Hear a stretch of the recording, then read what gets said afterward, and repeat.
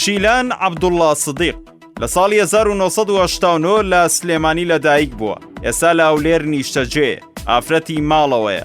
لە ئێستادا کارگەڕی ئەنجومەنی کۆمەڵی دادگەریە. لە ساڵی 2010 پەیوەندی بە کاری ئیسلامیەوە کردووە. هەڵگری بڕوانامەی بە کالێرۆس لە ساڵی 2015. ئەو پۆست و بەرپرسیارەتە حیزبیانی پێشترەی بوون. یەکەم کارمەندی گرێبەستی کۆمیسیۆن بووە لە ساڵی 2018. دووەم بەڕێوەبەری بنکەی دەنگدان بووە لە پرۆسەی هەڵبژاردن لە ساڵی 2018.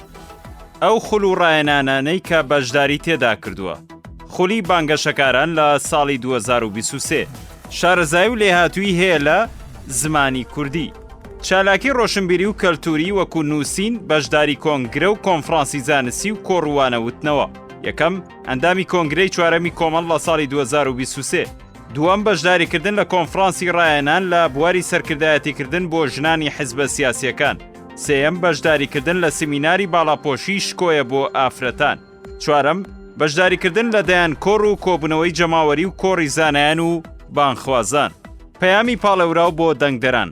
خزمەتی بێماندووبوونی پرسە گرنگەکانی وەک مافی ئافرەت، موچە، خزمە گوزاریەکان و چەسپاندنی یاسا دەکەین.